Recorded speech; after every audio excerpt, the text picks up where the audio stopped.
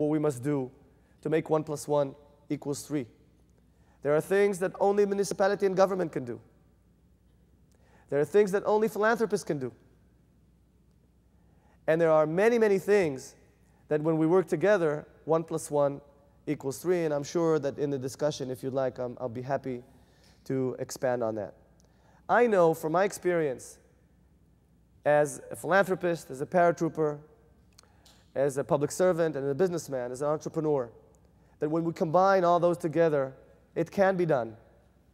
We have in Jerusalem a window of opportunity, a window that enables us to work extremely fast with very strong backwind from the public.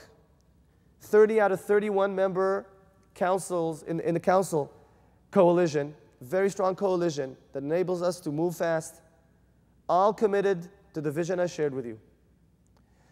So on this stage, it's an honor for me to request from you, to propose to you, to seek partnership with the city of Jerusalem. We're all shareholders of the city. The future of the city of Jerusalem is unmatched, unprecedented important, more than any other city in the world. I'm just the messenger, and I'd love to partner with you. Thank you very much.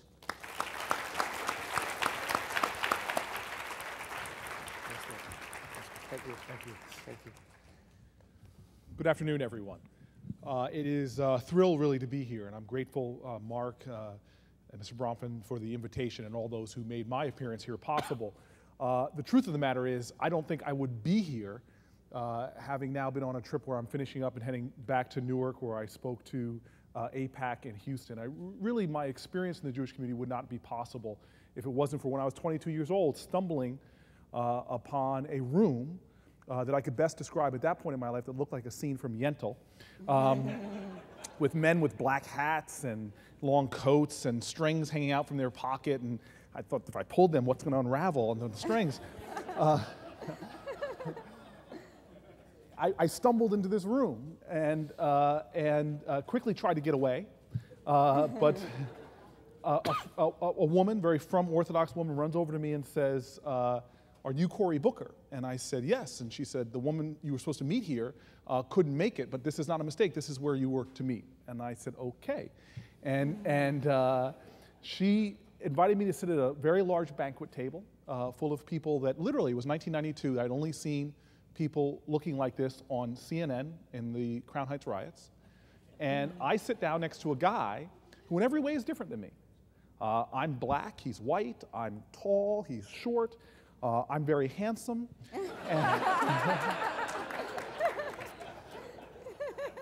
But that person, the second I met him, it was Bashert. And I didn't even know what the word meant, but it was Bashert.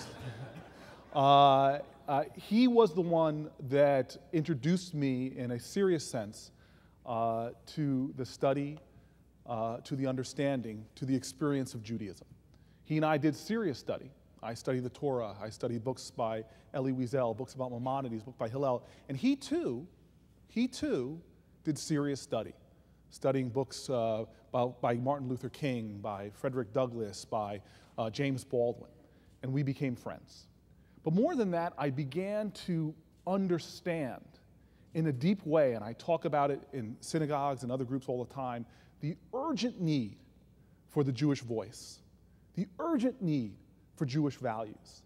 That we in this world of peril, of crisis, of challenge, must have Jews who stand up authentically and unapologetically for who they are and do what is commanded by the Torah.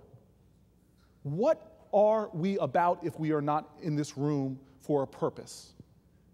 For a purpose. If you understand Abraham, or if you look at Moses, these are men that had the audacity to even argue and fight with God.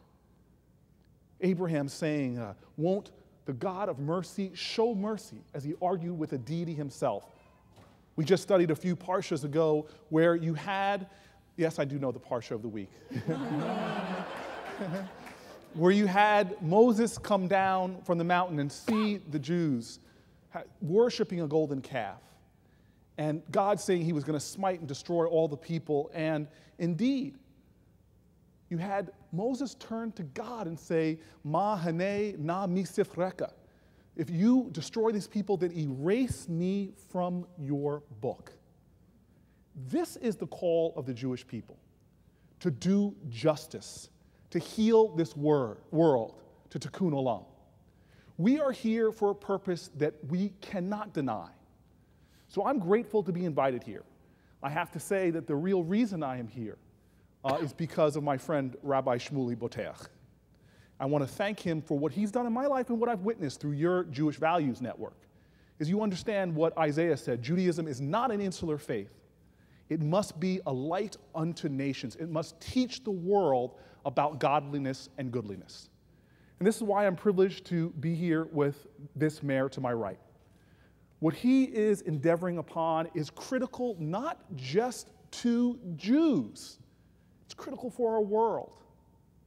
There's a wonderful story about Jerusalem that I tell to my own community.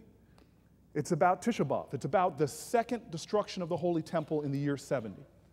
It's a story about where the Romans could not take the city. And Josephus went to the Roman army and said, if you want to take this city, pull back your armies, lift your siege. And they pull back their armies, and they wait. And it was the divisions and the fights amongst Jews, the divisions and the fights internally, that produced the weakness that in the year 70 allowed the Roman armies to take the city. It screams to a historical imperative. It's true for a family, it's true for a city, it's true for a state, a nation, the world. If there's no enemy within, the enemy without can do you no harm. And to me, what is the enemy? Is it personified in an individual? Is it personified in a group? Is it personified in another faith? No, it's not.